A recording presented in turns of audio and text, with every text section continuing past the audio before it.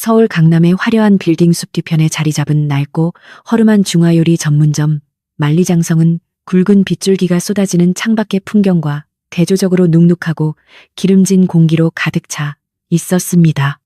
성운그룹의 유일한 후계자이자 젊은 CEO인 한태주는 최고급 이탈리아산 맞춤 정장이 주는 불편함을 억지로 참아내며 구석진 테이블에 앉아 있었는데 그의 미간에는 깊은 주름이 패어 사라질 줄을 몰랐습니다. 태주는 지금 대한민국 경제계를 쥐락펴락하는 거대 기업의 총수라고는 믿기지 않을 만큼 초라한 곳에 숨어 있었지만 이는 그를 끈질기게 추적해오는 집요한 스토커이자 정략 결혼 상대인 미래그룹의 막내딸 최유라를 피하기 위한 유일한 선택이었습니다. 그는 자신의 비서실장조차 따돌리고 이곳으로 도망쳐왔으나 테이블 위에 놓인 스마트폰이 쉴 새 없이 진동하며 화면 가득 최유라의 이름을 띄우는 것을 보며 깊은 절망감을 느꼈습니다. 그는 차라리 이사회의 늙은 이사들과 밤샘 토론을 하는 편이 낫겠다고 생각하며 눈앞에 놓인 식어 빠진 차를 단숨에 들이켰지만 타들어가는 속은 조금도 진정되지 않았습니다. 가게의 낡은 미닫이 문이 거칠게 열리며 습한 비냄새와 함께 하이힐 소리가 또각또각 울려 퍼지자 식당 안에 있던 몇 안 되는 손님들의 시선이 일제히 입구로 쏠렸습니다. 최유라는 빗방울 하나 묻지 않은 완벽한 모습으로 등장했는데 그녀의 뒤에는 검은 양복을 입은 경호원 2명이 그림자처럼 서 있어 좁은 식당을 순식간에 위압적인 공간으로 만들었습니다. 그녀는 마치 더러운 오물이라도 밟은 듯 바닥을 내려다보며 인상을 찌푸리더니 구석에 앉아있는 태주를 발견하고는 승리의 미소를 지으며 거침없이 다가왔습니다. 태주는 그녀가 자신을 찾아낸 속도에 경악하면서도 겉으로는 태연한 척 자세를 고쳐 앉았지만 주먹 쥔 손에는 식은땀이 배어나오고 있었고 심장박동은 불규칙하게 요동쳤습니다. 유라는 태주의 맞은편 의자를 손수건으로 닦아내고는 도도하게 앉아 마치 사냥감을 구석으로 모은 맹수처럼 여유로운 눈빛으로 그를 훑어보며 입을 열었습니다. 그녀의 목소리는 우아했지만 그 안에는 섬뜩할 정도의 소유욕과 광기가 서려 있어 듣는 사람의 등골을 오싹하게 만들었습니다. 태주는 유라가 쏟아내는 일방적인 결혼 계획과 합병 이야기에 머리가 지끈거려 더 이상 참을 수 없는 지경에 이르렀지만 미래그룹과의 관계 때문에 함부로 자리를 박차고 나갈 수도 없는 진퇴양난의 상황이었습니다. 바로 그때 태주의 시선이 우연히 옆 테이블에서 혼자 짜장면을 먹고 있는 한 여자에게 머물렀는데 그녀의 먹는 모습은 실로 기이하고도 강렬했습니다.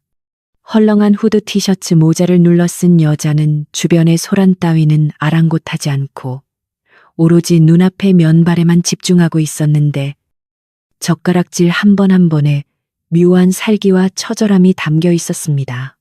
그녀는 단무지를 씹어 삼키는 것이 아니라 마치 세상에 대한 분노를 씹어 부수는 듯 했으며 입가에 검은 소스가 묻는 것도 신경 쓰지 않고 그릇을 비워내고 있었습니다.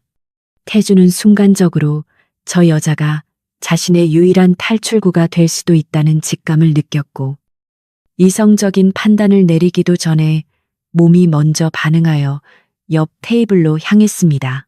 그는 지금 자신이 하려는 행동이 얼마나 무모하고 위험한 도박인지 알았지만 유라의 숨막히는 집착에서 벗어날 수만 있다면 악마와도 손을 잡을 심정이었습니다.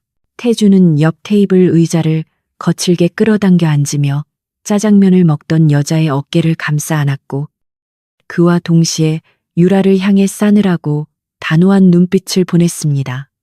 갑작스러운 스킨십에 놀란 여자가 젓가락을 멈추고 고개를 돌려 태주를 노려보았는데 모자 아래 드러난 그녀의 눈동자는 깊고 날카로웠으며 당장이라도 욕설을 퍼부을 듯한 기세였습니다.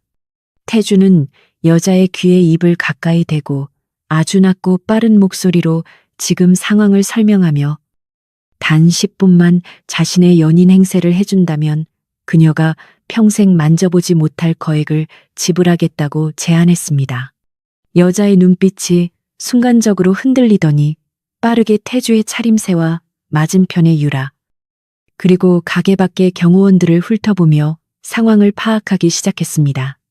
그녀는 찰나의 순간에 계산을 마친 듯 입가에 묻은 짜장 소스를 손등으로 쓱 닦아내고는 태주의 제안을 수락한다는 신호로 젓가락을 탁 소리나게 내려놓았습니다. 그 순간 쭈그려 앉아 짜장면이나 먹던 초라한 여자는 온데간데 없이 사라지고 전혀 다른 분위기의 낯선 여자가 태주의 곁에 앉아 있었습니다.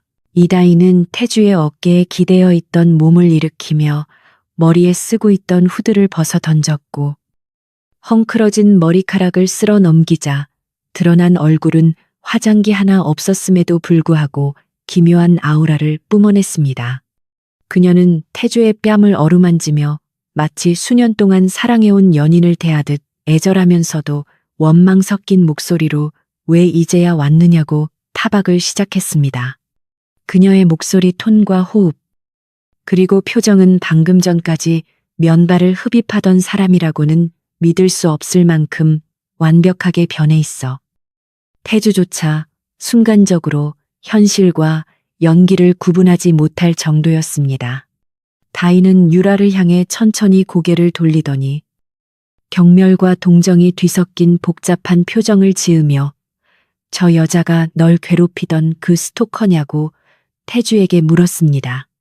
유라는 난데없이 나타난 꾀죄죄한 여자의 무례한 언행에 말문이 막혀 얼굴이 불그락 푸르락해졌고 쥐고 있던 명품 가방의 손잡이가 하얗게 질릴 정도로 힘을 주었습니다. 다희는 유라의 반응을 즐기는 듯 입가에 비릿한 미소를 머금은 채 테이블 위에 놓인 물컵을 들어 천천히 흔들며 도발을 이어갔습니다. 유라가 기가 막히다는 표정으로 벌떡 일어나 다인에게 손가락질을 하며 너 같은 천박한 것이 감히 누구 앞이라고 입을 놀리냐며 소리를 질렀지만 다인은 눈 하나 깜짝하지 않았습니다.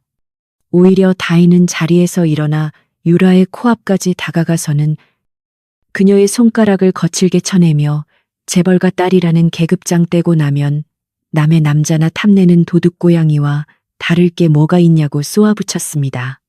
식당 안의 공기는 살얼음판처럼 차갑게 얼어붙었고 경호원들이 움직이려 하자 태주가 손을 들어 그들을 제지하며 상황을 주시했습니다.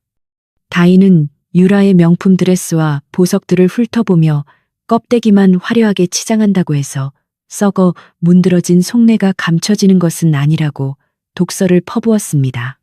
그녀의 대사 하나하나는 마치 잘 짜여진 각본처럼 유려했고 감정선은 과잉된 듯 하면서도 묘한 설득력을 가지고 있어 듣는 이의 폐부를 깊숙이 찔렀습니다. 유라는 태어나서 처음 겪어보는 노골적인 모욕과 적대감에 당황하여 뒷걸음질 쳤고 그녀의 완벽했던 가면은 서서히 금이 가기 시작했습니다. 다희는 거기서 멈추지 않고 테이블 위에 남아있던 짜장면 그릇을 들어 올리는 신유를 하며 당장 이 남자 앞에서 꺼지지 않으면 이 검은 소스를 그 비싼 드레스에 무늬처럼 새겨주겠다고 위협했습니다. 그녀의 눈빛은 진심이었고 잃을 것 없는 사람 특유의 광기가 서려 있어 유라는 공포심에 압도되었습니다. 유라는 항상 자신의 권력과 돈 앞에서 굽신거리는 사람들만 상대해왔기에 이렇게 바닥까지 내려놓고 덤벼드는 유형의 인간에게는 면역력이 전혀 없었습니다. 결국 유라는 치밀어 오르는 분노와 공포, 그리고 수치심을 이기지 못하고 눈물을 터뜨리며 비명을 질렀습니다. 그녀는 태주에게 반드시 후회하게 될 것이라는 악담을 퍼붓고는 경호원들의 부축을 받으며 도망치듯 식당을 빠져나갔습니다. 태주는 닫히는 문을 바라보며 멍한 표정을 지었고 식당 안은 폭풍이 휩쓸고 지나간 듯한 적막감에 휩싸였습니다. 유라가 사라지자 다희는 들고 있던 그릇을 내려놓고는 언제 그랬냐는 듯 다시 무심한 표정으로 돌아와 태주에게 약속한 돈은 계좌로 바로 입금해 달라는 말을 건넸습니다. 그녀는 테이블에 널브러진 젓가락을 정리하고 외투를 챙겨 입으며 방금 전에 그 표독스러운 연인은 온데간데 없이 사라진 채 다시 삶에 찌든 피곤한 청춘의 얼굴을 하고 있었습니다. 태주는 그녀의 극적인 변화에 혀를 내두르며 지갑에서 명함을 꺼내 건네려 했지만 다인은 명함은 필요 없다며 현금이 좋다고 딱 잘라 말했습니다. 태주는 이 기묘한 여자가 단순한 일반인이 아님을 직감했고 그녀가 보여준 연기력과 담력은 자신이 지금껏 만나본 어떤 전문가들보다 뛰어남을 인정하지 않을 수 없었습니다. 그는 다인의 손목을 잡으며 단순한 아르바이트가 아닌 정식 계약을 제안하고 싶다고 말했지만 다인은 귀찮다는 듯 인상을 찌푸리며 태주의 손을 뿌리쳤습니다. 그녀에게 태주는 그저 재수없이 엮인 부자일 뿐이었고 오늘의 일은 잊고 싶은 해프닝에 불과했습니다. 하지만 태주는 물러서지 않고 그녀의 앞을 막아서며 방금 그녀가 보여준 연기가 자신의 인생을 구할 수도 있는 열쇠임을 강조했습니다. 그는 지금 자신이 처한 상황이 기업의 존폐가 걸린 위기임을 설명하려 했지만 다인은 남의 사정 따위는 알바 아니라며 가게 문을 열고 빗속으로 걸어 나갔습니다. 태주는 빗줄기 속으로 사라지는 그녀의 뒷모습을 바라보며 그녀를 놓치면 절대 안 된다는 강렬한 확신에 사로잡혔습니다. 그는 비서실장에게 전화를 걸어 방금 나간 여자의 신원을 파악하라고 지시했고 젖어가는 자신의 어깨를 개의치 않은 채 그녀가 남긴 빈짜장면 그릇을 오랫동안 응시했습니다. 그 그릇에는 치열하게 살아남으려 발버둥치는 누군가의 배고픔과 도끼가 말라붙어 있었고 태주는 그것이 자신이 잃어버렸던 야생성과 닮아 있다고 느꼈습니다. 그 시각 빗속을 뚫고 좁은 골목길을 걸어가던 이다희는 편의점 처마 밑에서 잠시 비를 피하며 거친 숨을 몰아쉬고 있었습니다. 그녀는 주머니 속에 꼬깃꼬깃해진 현금 몇 장을 만지작거리며 오늘 하루 겪은 황당한 일을 되새겨 보았습니다. 대학로 소극장에서 쫓겨나고 오디션에서도 떨어진 최악의 날이었지만 낯선 남자 앞에서 펼친 즉흥 연기는 묘하게도 그녀의 가슴 속에 맺혀있던 응어리를 풀어주는 듯한 카타르시스를 안겨주었습니다. 다인은 빗물에 젖은 운동화를 내려다보며 씁쓸한 미소를 지었고 병원에 누워있는 동생의 병원비, 독촉 문자가 휴대폰 화면에 뜨자 현실의 무게가 다시 어깨를 짓눌러 왔습니다. 그녀는 아까 그 남자가 제안한 거액의 돈이 머릿속을 맴돌았지만 재벌들의 싸움에 끼어들어 새우등 터지는 꼴은 사양이라며 고개를 저었습니다. 하지만 운명의 수레바퀴는 이미 굴러가기 시작했고 그녀가 원하든 원하지 않든 거대한 소용돌이가 그녀를 기다리고 있었습니다. 다음 날 아침 성운그룹 본사 회장실에서는 팽팽한 긴장감이 감돌았고 태주는 아버지인 한 회장 앞에서 결혼 문제를 두고 설전을 벌이고 있었습니다. 한 회장은 미래그룹과의 합병만이 회사를 살릴 길이라며 태주를 압박했지만 태주는 어제 만난 여자를 떠올리며 자신에게 다른 계획이 있다고 선언했습니다. 그는 비서실장이 가져온 서류 봉투를 열어 이다인의 프로필을 확인했고 그녀가 연극판에서 미친년이라는 별명으로 불릴 만큼 연기에 미쳐 있지만 돈 때문에 재능을 썩히고 있다는 사실을 알게 되었습니다. 태주는 이다인이 가진 그 미침이 자신에게 필요한 무기라고 확신하며 그녀를 완벽한 가짜 약혼녀로 만들어낼 계획을 구체화하기 시작했습니다. 그는 즉시 차를 대기시키고 이다인이 살고 있는 옥탑방으로 향할 준비를 마쳤는데 그의 눈빛은 더 이상 도망자의 것이 아닌 사냥꾼의 것으로 변해 있었습니다. 한편 최유라는 집안을 난장판으로 만들며 분을 사귀지 못하고 있었고 어제 자신에게 모욕을 준 여자의 정체를 알아내기 위해 사설 탐정들을 풀었습니다.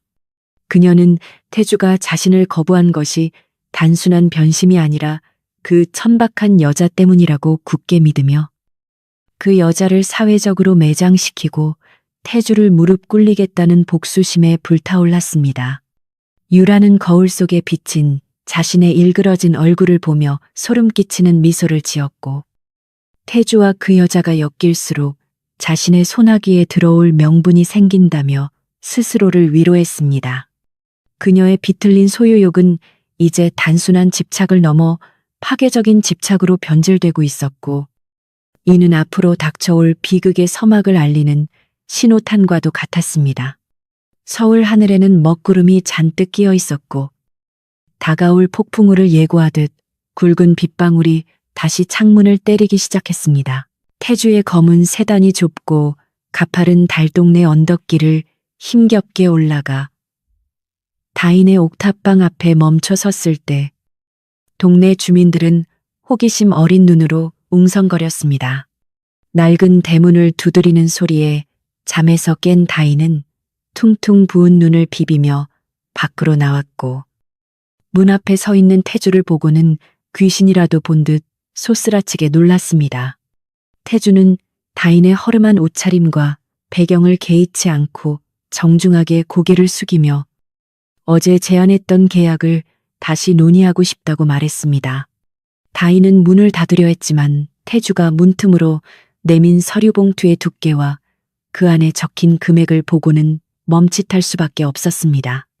태주는 그녀에게 단순한 연인이 아닌 성운그룹의 안주인이 될 자격을 갖춘 완벽한 파트너가 되어달라고 부탁하며 이것은 연기가 아니라 전쟁이라고 덧붙였습니다. 다인은 태주의 눈빛에서 진정성을 읽었고 병원비와 빚더미에서 벗어날 수 있는 유일한 기회라는 생각에 흔들리기 시작했습니다. 서울의 전경이 한눈에 내려다 보이는 옥탑방의 좁은 평상 위에는 현실과는 동떨어진 천문학적인 금액이 적힌 계약서가 놓여 있었고 눅눅한 장판 바닥과 대조되는 고급 종이의 질감은 이 상황의 이질감을 더욱 부각시키고 있었습니다. 한태주는 먼지 쌓인 선풍기가 힘겹게 돌아가는 소리를 배경음으로 삼아 자신의 앞에 앉아있는 이다인에게 계약의 중요성을 차분하지만 위압적인 어조로 설명하기 시작했습니다. 그는 단순히 연인 행세를 하는 것을 넘어 성운그룹의 주주들과 정재계 인사들을 완벽하게 속여 넘겨야 하는 고난도의 연기가 필요함을 강조했습니다. 태주의 목소리는 낮고 단호했으며 그가 내뱉는 단어 하나하나에는 기업의 운명을 짊어진 경영자의 냉철한 이성이 담겨 있어 다인은 저도 모르게 마른 침을 삼켰습니다. 다인은 눈앞에 놓인 서류와 태주의 진지한 얼굴을 번갈아 보며 이것이 단순한 아르바이트가 아니라 자신의 인생을 송두리째 바꿀 수도 있는 위험한 도박임을 본능적으로 감지했습니다. 이다인은 떨리는 손길로 계약서를 집어들었고 그 안에 명시된 조항들을 읽어 내려갈수록 미간이 좁혀지며 깊은 고민에 빠져들었습니다. 계약 기간 동안 사생활은 철저히 통제되며 거주지 이전은 물론이고 외부와의 연락조차 성운그룹 보안팀의 감시하에 이루어져야 한다는 내용은 사실상 감금이나 다름없었습니다.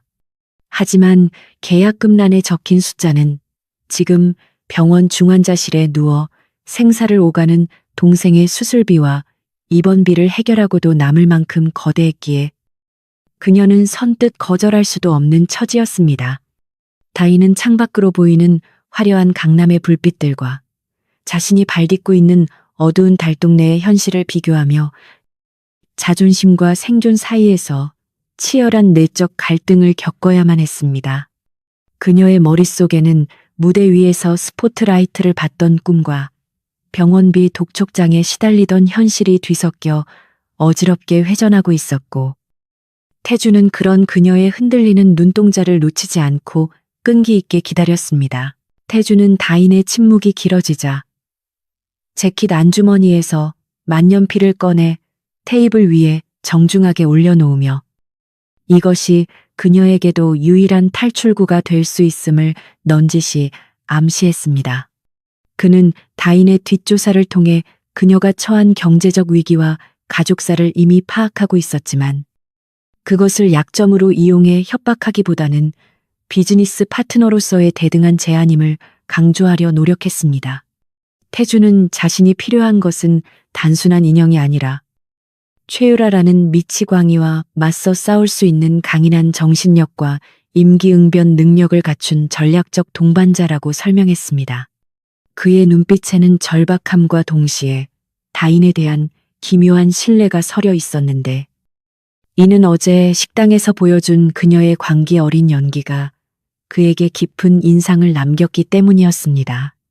태주는 다인이 이 제안을 받아들인다면 그녀의 동생을 국내 최고의 의료진이 있는 병원으로 이송하여 치료를 책임지겠다는 파격적인 조건을 추가로 제시했습니다. 동생의 치료 문제까지 거론되자 다인의 마음속에 있던 마지막 방어벽이 허물어졌고 그녀는 결심을 굳힌 듯 만년필을 집어들었습니다.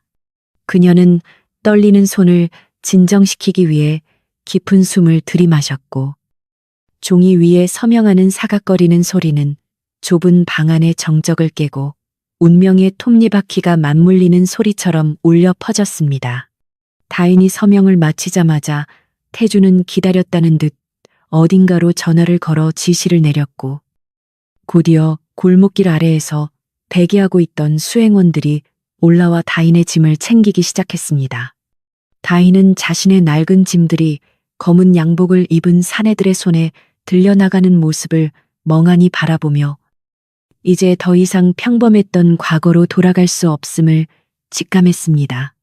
태주는 다인에게 지금 입고 있는 옷을 버리고 준비된 의상으로 갈아입으라고 말하며 이제부터 그녀는 무명의 연극 배우 이다인이 아니라 성운그룹 한태주의 숨겨진 연인이자 재력가 집안의 영예로 다시 태어나야 한다고 선언했습니다. 한편 미래그룹 본사의 초고층 집무실에서는 최유라가 분노를 참지 못하고 책상 위에 물건들을 집어던지며 난동을 부리고 있었습니다. 바닥에는 깨진 도자기 파편과 흩어진 서류들이 어지럽게 널려 있었고 비서들은 공포에 질려 숨조차 제대로 쉬지 못한 채 고개를 숙이고 있었습니다. 유라는 어제 중화 요리집에서 겪은 수모가 머릿속에서 떠나지 않아 밤새 한숨도 자지 못했고 붉게 충혈된 눈으로 창밖을 노려보며 복수를 다짐하고 있었습니다.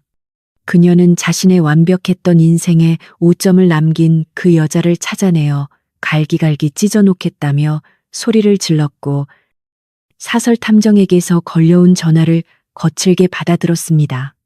수화기 너머로 다인의 신상 정보와 현재 위치가 보고되자 유라의 입가에는 섬뜩한 미소가 번지기 시작했습니다. 그녀는 다인이 별 볼 일 없는 가난한 배우 지망생이라는 사실에 비웃음을 터뜨리며 감히 주제도 모르고 덤빈 대가를 혹독하게 치르게 해주겠다며 이를 갈았습니다. 유라는 즉시 금융팀장들을 소집하여 성운그룹에 대한 전방위적인 공격을 지시했고 주식시장에 악성 루머를 퍼뜨려 주가를 폭락시키라는 명령을 내렸습니다. 그녀는 태주가 회사의 위기를 막기 위해 결국 자신에게 무릎 꿇고 빌게 될 것이라 확신하며 그 과정에서 다인을 철저하게 이용하고 버릴 잔인한 계획을 세웠습니다. 유라의 지시에 따라 증권가 찌라시에는 성운그룹의 자금난과 경영권 분쟁에 대한 확인되지 않은 소문들이 급속도로 퍼져나갔고 투자자들의 불안 심리를 자극하여 매도 물량이 쏟아져 나오기 시작했습니다. 유라는 모니터 화면 속에서 곤두박질 치는 성운그룹의 주가 그래프를 바라보며 와인잔을 기울였고 그 붉은 액체는 마치 그녀가 흘리게 될 피를 예고하는 듯 불길하게 흔들렸습니다. 그녀에게 있어 태주와의 결혼은 사랑이 아닌 정복의 대상이었고 다인은 그 길을 방해하는 하찮은 장애물에 불과했습니다. 태주의 차에 탄 다인은 차창 밖으로 빠르게 지나가는 서울의 풍경을 바라보며 만감이 교차하는 표정을 지었습니다. 고급 세단의 안락한 시트와 은은한 가죽 냄새는 그녀가 살아온 세상과는 너무나 달랐기에 그녀는 자신이 마치 다른 행성의 불시착한 이방인처럼 느껴졌습니다. 운전석과 뒷좌석 사이를 가로막은 차단벽 때문에 태주와 단둘이 남겨진 공간에는 숨막히는 침묵만이 감돌았고 다인은 어색함을 견디지 못하고 먼저 입을 열어 앞으로의 일정에 대해 물었습니다. 태주는 태블릿 PC를 건네며 그녀가 외워야 할 새로운 신분과 배경 설정, 그리고 주의해야 할 인물들의 리스트를 보여주었습니다. 화면 속에는 가상의 부모님과 해외 유학 시절의 사진들, 그리고 취미와 식성까지 상세하게 조작된 정보들이 빼곡하게 적혀 있어 다인을 경악하게 만들었습니다. 태주는 이것이 단순한 설정 놀이가 아니라 적들의 의심을 피하기 위한 방패이자 갑오심을 강조하며 단 하나의 실수도 용납되지 않는다고 경고했습니다. 차가 도심을 벗어나 한적한 교외의 고급 주택단지로 들어서자 다인은 높은 담벼락과 삼엄한 경비 시스템에 압도되었습니다. 태주가 마련한 안전가옥은 외부와 철저히 격리된 요새와도 같았는데 곳곳에 설치된 감시 카메라와 경호원들은 이곳이 단순한 거주지가 아님을 말해주고 있었습니다. 차에서 내린 다인은 태주의 안내를 받아 집 안으로 들어갔고 현관에 들어서자마자 대기하고 있던 스타일리스트와 매너 교육 강사들이 그녀를 맞이했습니다. 태주는 다인에게 오늘부터 당장 상류층의 에티켓과 화법, 그리고 사교 댄스 등을 익혀야 한다고 말하며 일주일 뒤에 있을 그룹 창립 기념 파티가 그녀의 데뷔 무대가 될 것이라고 통보했습니다. 다인은 숨 돌릴 틈도 없이 시작된 강행군에 당황했지만 이미 계약서에 서명한 이상 되돌릴 수 없다는 것을 깨닫고 마음을 다잡았습니다. 스타일리스트들은 다인의 몸치수를 재고 피부 상태를 점검하며 그녀를 머리끝부터 발끝까지 뜯어고칠 계획을 의논했고 다인은 마치 상품이 된 듯한 기분에 불쾌함을 느꼈지만 묵묵히 참아냈습니다. 태주는 거실 소파에 앉아 업무를 보면서도 틈틈이 다인의 모습을 관찰했는데 그녀가 전문가들의 손길을 받으며 조금씩 세련된 모습으로 변해가는 과정을 흥미롭게 지켜보았습니다. 그는 다인에게서 뿜어져 나오는 원석 같은 매력이 잘만 다듬어지면 다이아몬드처럼 빛날 것이라 확신했고 자신의 안목이 틀리지 않았음을 다시 한번 확인했습니다. 하지만 동시에 그는 다인을 이 위험한 진흙탕 싸움에 끌어들인 것에 대한 일말의 죄책감을 느꼈지만 회사를 지키기 위해서는 감상에 젖을 여유가 없다고 스스로를 채찍질했습니다. 그날 밤 훈련을 마치고 지친 몸을 이끌고 방으로 들어온 다인은 침대에 쓰러지듯 누워 천장을 바라보았습니다. 낯선 천장의 무늬와 고급 침구의 감촉은 그녀에게 안락함보다는 불안감을 안겨주었고 창밖에서 들려오는 바람 소리는 마치 누군가의 속삭임처럼 들려왔습니다. 다인은 머리맡에 둔 휴대폰을 켜 동생의 사진을 한참 동안 들여다보며 자신이 이 선택을 후회하지 않기를 간절히 기도했습니다. 그때 방문 노크 소리가 들리고 태주가 들어와 그녀에게 따뜻한 차 한 잔을 건네며 잠시 대화를 청했습니다. 태주는 낮에 보여주었던 냉철한 모습과는 달리 조금은 풀어진 표정으로 힘들지 않냐고 물으며 처음으로 인간적인 관심을 보였습니다. 다인은 태주의 의외의 모습에 잠시 놀랐지만 곧바로 경계심을 풀지 않고 할만하다고 짧게 대답했습니다. 태주는 쓴웃음을 지으며 앞으로 닥쳐올 일들은 상상 이상으로 힘들 것이라고 예고하며 만약 도망치고 싶다면 지금이 마지막 기회라고 말했습니다. 하지만 다인은 태주의 눈을 똑바로 응시하며 자신은 한 번 시작한 연극은 막이 내릴 때까지 절대 무대에서 내려오지 않는다고 당차게 대답했습니다. 그녀의 눈빛에는 두려움 대신 오기가 서려 있었고 태주는 그런 그녀의 태도에서 묘한 동질감과 전율을 느꼈습니다. 두 사람 사이에는 팽팽한 긴장감과 함께 알 수 없는 기류가 흘렀고 그들은 서로가 서로에게 필요한 존재임을 무언으로 확인했습니다. 태주는 다인에게 잘 자라는 인사를 남기고 방을 나갔지만 문 밖에서 한참 동안 서성이다가 자신의 방으로 돌아갔습니다. 다인 역시 태주가 나간 문을 바라보며 잠을 이루지 못했고 이 위험한 동거가 가져올 파장에 대해 끊임없이 생각했습니다. 다음 날부터 다인의 일상은 지옥 훈련을 방불케 하는 스케줄로 채워졌습니다. 새벽부터 일어나 요가와 필라테스로 몸매를 교정하고 오전에는 외국어와 시사상식을 공부하며 오후에는 테이블 매너와 와인 시음법 등을 익혀야 했습니다. 다인은 처음에는 익숙하지 않은 하이힐과 복잡한 식사 예절 때문에 실수를 연발했지만 타고난 근성과 배우로서의 습득력을 발휘하여 놀라운 속도로 적응해 나갔습니다. 그녀를 가르치던 강사들도 처음에는 그녀의 출신을 무시했지만 점차 그녀의 노력과 재능에 감탄하며 진심으로 지도를 하기 시작했습니다. 태주는 회사 일로 바쁜 와중에도 매일 저녁 다인의 훈련 성과를 점검하며 피드백을 주었고 때로는 직접 파트너가 되어 왈츠를 연습하기도 했습니다. 두 사람이 춤을 추며 서로의 호흡을 맞추는 순간만큼은 비즈니스 관계를 넘어선 미묘한 감정이 싹트기 시작했습니다. 한편 최유라의 공작은 더욱 교묘하고 악랄해져 갔습니다. 그녀는 성운그룹의 하청업체들을 압박하여 납품을 중단하게 만들었고 언론사 기자들을 매수하여 태주의 사생활에 대한 자극적인 기사를 쏟아내게 했습니다.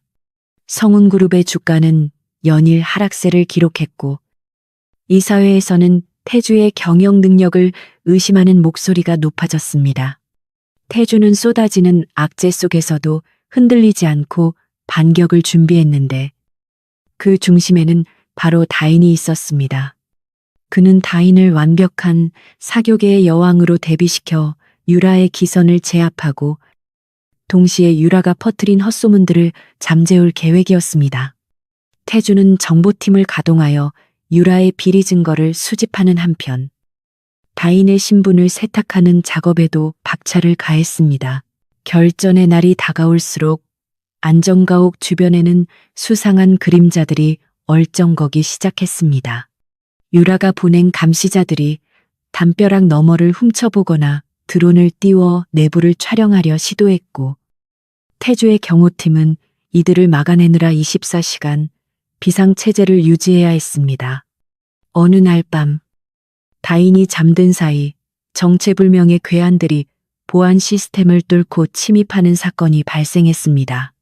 경보음이 울리자마자 태주는 권총을 챙겨들고 다인의 방으로 달려갔고 공포에 질려 떨고 있는 그녀를 자신의 등 뒤로 숨기며 괴한들과 대치했습니다. 어둠 속에서 격투가 벌어졌고 태주는 평소 단련해온 무술 실력으로 괴한들을 제압했지만 팔에 가벼운 부상을 입고 말았습니다. 피를 흘리는 태주를 본 다인은 충격에 빠졌지만 곧바로 구급상자를 찾아와 떨리는 손으로 그의 상처를 지혈했습니다. 이 사건을 계기로 다인은 자신이 발을 들인 세계가 단순히 돈과 권력의 싸움터가 아니라 목숨이 오가는 전쟁터임을 뼈저리게 실감했습니다. 태주는 치료를 받으면서도 다인에게 미안하다는 말을 하지 않았고 오히려 더 강해져야 한다고 다그쳤습니다. 그는 적들이 이제 시작일 뿐이며 앞으로 더 큰 위험이 닥쳐올 것이라고 경고했습니다. 다인은 태주의 상처를 치료하며 눈물을 흘렸지만 그 눈물은 두려움 때문이 아니라 자신을 지키기 위해 몸을 던진 남자에 대한 연민과 고마움 때문이었습니다. 그녀는 태주의 팔에 붕대를 감아주며 자신도 결코 물러서지 않고 끝까지 싸우겠다고 다짐했습니다. 그날 밤 두 사람은 서로의 온기를 느끼며 잠들지 못하는 밤을 지새웠고 그들 사이의 신뢰는 더욱 단단해졌습니다. 유라는 침입작전이 실패했다는 보고를 받고 분노하여 전화기를 집어 던졌습니다. 그녀는 태주가 숨기고 있는 여자가 단순한 애인이 아님을 직감했고 그녀를 제거해야만 태주를 무너뜨릴 수 있다는 결론에 도달했습니다. 유라는 더욱 잔혹하고 치밀한 계획을 세우기 시작했고 다가오는 창립 기념 파티를 피바다로 만들 준비를 서둘렀습니다. 그녀는 자신의 인맥을 총동원하여 파티장에 암살자를 잠입시키거나 다인을 공개적으로 망신줄 함정을 파놓았고 그날이 오기만을 손꼽아 기다렸습니다. 폭풍전야의 고요함 속에서 각자의 칼날을 갈고 있는 이들의 운명은 이제 파티장이라는 하나의 점을 향해 치닫고 있었습니다. 태주는 다인의 훈련이 마무리 단계에 접어들자 그녀에게 마지막 테스트를 제안했습니다. 그것은 바로 서울 시내 한복판에 있는 최고급 백화점에서 쇼핑을 하며 사람들의 시선을 견뎌내는 것이었습니다. 다인은 화려한 명품 드레스와 보석으로 치장하고 태주의 팔짱을 낀 채 백화점에 나타났고 순식간에 수많은 인파와 파파라치들의 카메라 세례를 받았습니다. 다인은 처음에는 쏟아지는 플래시 세례에 현기증을 느꼈지만 태주의 따뜻한 손길과 격려의 힘을 얻어 완벽한 미소와 우아한 자태를 뽐냈습니다. 그녀의 모습은 실시간으로 SNS를 통해 퍼져나갔고 한태주의 베일에 쌓인 연인이라는 검색어가 포털 사이트 1위를 장악했습니다. 유라는 스마트폰 화면 속에 비친 다인의 당당한 모습을 보며 치를 떨었고 반드시 그녀의 가면을 벗겨버리겠다고 맹세했습니다. 이렇게 두 여자의 전쟁은 서막을 올렸고 그 끝을 알 수 없는 비극의 소용돌이가 휘몰아치기 시작했습니다. 성은그룹의 창립 50주년 기념 파티가 열리는 서울의 초특급 호텔 그랜드 볼룸 앞은 일찍부터 몰려든 취재진과 구경꾼들로 인산인해를 이루고 있었으며 쏟아지는 플래시 세례는 마치 한여름 밤의 번개처럼 요란하게 번쩍이고 있었습니다. 최고급 리무진 뒷좌석에서 내린 한태주는 칠흑 같은 어둠을 담아낸 턱시도를 입고 있었는데 그의 완벽한 비율과 냉철한 이목구비는 주변의 공기마저 압도하는 카리스마를 뿜어내고 있었습니다. 태주는 차문을 직접 열고 에스코트를 위해 손을 내밀었고 그 손을 잡고 나타난 이다인의 모습에 좌중은 일순간 숨을 멈추고 탄성을 자아냈습니다.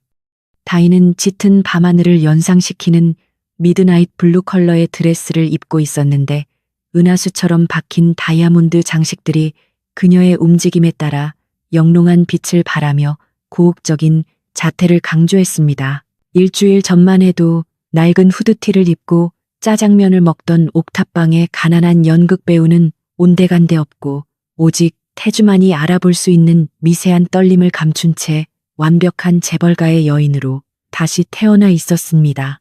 태주는 다인의 차가운 손을 꽉 잡아주며 그녀에게 용기를 불어넣었고 두 사람은 수백 대의 카메라 렌즈가 만들어내는 빛의 터널을 통과하여 행사장 입구로 당당하게 걸어 들어갔습니다. 다인은 수많은 사람들의 시선이 자신의 피부를 찌르는 듯한 따가움을 느꼈지만 태주가 가르쳐준 대로 허리를 꼿꼿이 세우고 턱을 살짝 들어 올린 채 우아한 미소를 잃지 않았습니다. 그녀는 지금 이 순간을 인생 최대의 무대라고 생각하며 자신에게 주어진 배역에 완벽하게 몰입하기 위해 스스로 최면을 걸고 있었습니다. 레드카펫을 밟는 구두굽 소리가 심장 박동 소리와 겹쳐 들려왔지만 다인은 흔들리지 않는 눈빛으로 정면을 응시하며 태주의 파트너로서 부족함 없는 기품을 보여주었습니다. 기자들은 연신 셔터를 눌러대며 베일에 쌓여있던 태주의 연인이 드디어 공개되었다는 사실에 흥분을 감추지 못했고 실시간으로 기사를 전송하느라 분주하게 움직였습니다. 화려한 샹들리에가 눈부시게 빛나는 연회장 안은 대한민국 상위 1%에 속하는 정재계 인사들로 가득 차 있었고 그들이 나누는 대화 소리와 클래식 연주가 섞여 웅장하면서도 위압적인 분위기를 자아냈습니다. 태주가 다인을 대동하고 연회장에 들어서자 소란스럽던 장내는 순식간에 조용해졌고 모든 이들의 시선이 두 사람에게 집중되었습니다. 사람들은 다인의 낯선 얼굴을 보며 그녀의 출신과 배경에 대해 수군거렸지만 그녀가 뿜어내는 귀족적인 아우라와 태주의 당당한 태도 때문에 감히 접근하여 말을 걸지는 못했습니다.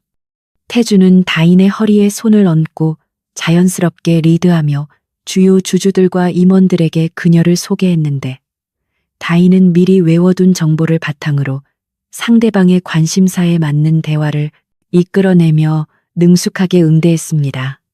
그녀의 완벽한 매너와 지적인 화법에 의심의 눈초리를 보내던 늙은 이사들도 점차 경계심을 풀고 호감을 보이기 시작했습니다. 하지만 연회장 한 구석에서는 최유라가 독이 든 샴페인 잔을 쥐고 이 모든 광경을 지켜보고 있었는데 그녀의 눈은 질투와 증오로 붉게 타오르고 있었습니다. 유라는 오늘 밤 다인을 철저하게 짓밟아 태주의 얼굴에 먹칠을 하고 성운그룹의 주가를 바닥으로 떨어뜨릴 치밀한 계획을 준비해 두었습니다. 그녀는 자신의 추종자들과 은밀한 눈빛을 교환하며 작전 개시를 알렸고 곧이어 우아한 척 가장한 채 태주와 다인이 있는 곳으로 천천히 다가왔습니다. 유라의 등장에 주변의 공기는 다시금 차갑게 얼어붙었고 사람들은 두 재벌가 사이의 팽팽한 긴장감을 감지하고 흥미진진한 표정으로 지켜보았습니다. 유라는 다인의 드레스를 훑어보며 가소롭다는 듯 비웃음을 흘렸고 태주에게 다가가 뻔뻔하게 인사를 건네며 도발을 시작했습니다. 유라는 다인에게 시선을 돌리며 마치 처음 보는 사람인 양 연기했는데 그녀의 목소리에는 날카로운 가시가 돋쳐 있었습니다. 그녀는 다인에게 어디 가문 출신인지 묻는 척하며 교묘하게 그녀의 학력과 교양을 테스트하는 질문들을 던지기 시작했습니다. 유라는 다인이 대답하기 곤란한 프랑스 예술사에 대한 전문적인 지식이나 와인 생산지에 대한 까다로운 질문을 쏟아냈지만 다인은 당황하지 않고 침착하게 대답을 이어갔습니다. 다인은 지난 일주일 동안 밤을 새워가며 공부한 지식들을 총동원하여 유라의 공격을 유연하게 받아쳤고 오히려 유라가 잘못 알고 있는 사실을 정정해주며 망신을 주기도 했습니다. 유라의 표정이 일그러지자 그녀는 회심의 일격을 가하기 위해 미리 매수해둔 가짜 증인을 무대 위로 등장시켰습니다. 말끔한 정장 차림의 한 남자가 다인에게 다가와 반가운 표정을 지으며 아는 체를 했는데 그는 다인이 유학했다고 설정된 프랑스 파리의 대학 동문이라고 주장하는 인물이었습니다. 그 남자는 다인을 향해 다소 과장된 몸짓으로 인사를 건네며 과거에 함께 어울렸던 추억들을 이야기하기 시작했는데 이는 모두 거짓으로 꾸며진 내용이었습니다. 그는 다인이 파리 유학 시절 방탕한 생활을 즐겼다는 뉘앙스를 풍기며 주변 사람들에게 그녀의 과거가 문란했다는 인상을 심어주려 했습니다. 연회장 안의 사람들은 웅성거리기 시작했고 태주의 표정은 딱딱하게 굳어졌습니다. 이것은 다인의 가짜 신분을 공격하여 그녀를 사기꾼으로 몰아세우려는 유라의 비열한 함정이었습니다. 다인은 순간적으로 등골이 서늘해짐을 느꼈지만 곧바로 배우로서의 본능이 되살아나며 이 상황을 역이용하기로 결심했습니다. 다인은 당황하거나 부인하는 대신 오히려 환하게 웃으며 그 남자에게 다가가 악수를 청했는데 그녀의 예상치 못한 반응에 남자는 잠시 멈칫했습니다. 다인은 유창한 프랑스어로 인사를 건네며 그 남자가 언급한 파리의 특정 카페와 교수님의 이름을 자연스럽게 거론했는데 이는 사실 그 대학을 다닌 사람이라면 누구나 알 법한 정보였지만 그녀의 억양과 태도는 너무나 완벽하여 진짜처럼 들렸습니다. 그리고 다인은 결정적인 한 방을 날렸는데 남자가 언급한 파티가 있었던 그 해, 겨울에는 해당 대학의 기숙사가 화재로 폐쇄되어 파티 자체가 불가능했다는 사실을 지적하며 남자의 기억이 잘못된 것 같다고 우아하게 반박했습니다. 남자는 다인의 지적에 말문이 막혀 식은땀을 흘리기 시작했고 주변 사람들은 의심의 눈초리를 다인에서 그 남자로 돌렸습니다. 다인은 매기를 박듯 남자의 옷깃에 묻은 먼지를 털어주며 사람을 착각하는 실수는 누구나 할 수 있으니 너무 부끄러워하지 말라고 여유롭게 위로까지 건넸습니다. 유라는 자신의 계획이 수포로 돌아가자 분노를 참지 못하고 부들부들 떨었지만 이미 상황은 다인의 승리로 기울어진 뒤였습니다. 태주는 다인의 기지와 임기응변에 감탄하며 안도의 한숨을 내쉬었고 그녀를 바라보는 눈빛에는 존경심마저 서려 있었습니다. 하지만 위기는 여기서 끝이 아니었는데 유라가 심어놓은 또 다른 첩자가 연회장의 메인 서버를 해킹하여 프레젠테이션 영상을 조작해버린 것입니다. 성운그룹의 미래 비전을 발표하는 중요한 순간에 화면에는 기괴한 노이즈와 함께 경쟁사의 로고가 뜨는 대참사가 벌어졌습니다. 장내는 아수라장이 되었고 투자자들은 웅성거렸으며 무대 위에 있던 태주는 난처한 상황에 처했습니다. 이것은 단순한 망신을 넘어 성운그룹의 보안 능력과 신뢰도에 치명타를 입힐 수 있는 심각한 사고였습니다. 그때 다인이 태주의 곁으로 다가가 마이크를 잡았고 그녀의 침착하고 울림 있는 목소리가 스피커를 통해 연회장에 울려 퍼졌습니다. 다인은 당황한 기색 없이 이 상황을 마치 준비된 퍼포먼스인 것처럼 포장하며 위기를 기회로 전환시키는 놀라운 연기를 선보였습니다. 그녀는 경쟁사의 로고가 뜬 화면을 가리키며 이것이 바로 우리가 직면한 치열한 경쟁 현실이며 성운그룹은 이러한 도전을 극복하고 더 높이 비상할 것이라는 즉흥 연설을 시작했습니다. 그녀의 연설은 논리정연하면서도 감동적이었고 진심이 담긴 호소력은 사람들의 마음을 움직였습니다. 다인은 기술적인 결함을 인간의 의지와 도전 정신으로 승화시키는 스토리텔링 능력을 발휘하여 성난 투자자들을 진정시키고 오히려 박수갈채를 이끌어냈습니다. 태주는 다인의 옆에서 그녀를 보좌하며 프레젠테이션을 성공적으로 마무리했고 두 사람은 위기를 극복한 전우처럼 서로를 바라보며 미소 지었습니다. 연설이 끝나고 왈츠 음악이 흘러나오자 태주는 다인에게 정식으로 춤을 청했고 두 사람은 무대 중앙으로 나아가 춤을 추기 시작했습니다. 다인은 태주의 어깨에 손을 올리고 그의 리드에 몸을 맡겼는데 격렬했던 전투를 끝내고 난 뒤에 안도감과 피로감이 동시에 몰려왔습니다. 태주는 다인의 허리를 감싸 안으며 귓가에 고맙다는 말을 속삭였고 다인은 그의 따뜻한 체온에 기대어 잠시나마 긴장을 풀었습니다. 화려한 조명 아래서 돌아가는 두 사람의 모습은 마치 동화 속의 한 장면처럼 아름다웠지만 그들의 눈빛 교환 속에는 서로만이 알 수 있는 깊은 유대감과 애틋함이 피어오르고 있었습니다. 유라는 멀리서 두 사람의 춤을 지켜보며 와인잔을 바닥에 내동댕이 쳤고 파편이 사방으로 튀었습니다. 그녀는 자신의 모든 계획이 실패로 돌아가고 오히려 다인을 돋보이게 만들어주었다는 사실에 치욕감을 느꼈습니다. 유라는 이를 갈며 더 잔혹하고 파괴적인 방법을 동원해서라도 태주와 다인을 파멸시키겠다고 맹세하며 어둠 속으로 사라졌습니다. 한편 춤을 추던 태주는 다인의 눈을 깊이 들여다보며 오늘 밤 그녀가 보여준 모습이 연기가 아닌 진짜 그녀의 모습 같았다고 말했습니다.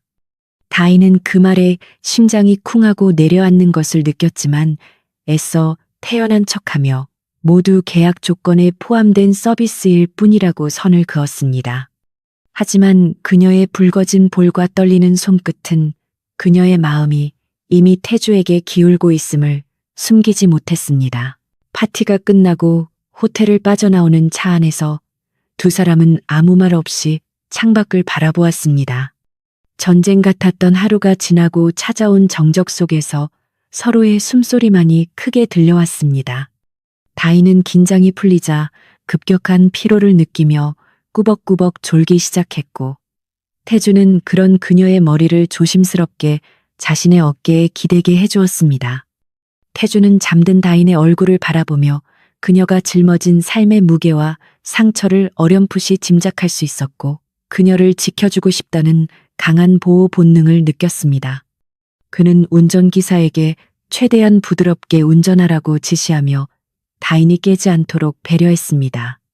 차창 밖으로 스쳐 지나가는 서울의 야경은 아름다웠지만 태주의 머릿속은 앞으로 다가올 더 큰 폭풍에 대한 걱정으로 가득 차 있었습니다. 안전 가옥에 도착한 태주는 잠든 다인을 안고 방으로 들어갔습니다. 침대에 눕혀주는 순간 다인이 잠시 눈을 뜨고 태주를 바라보았는데 몽롱한 상태의 그녀는 무의식적으로 태주의 옷깃을 잡으며 가지 말라고 중얼거렸습니다.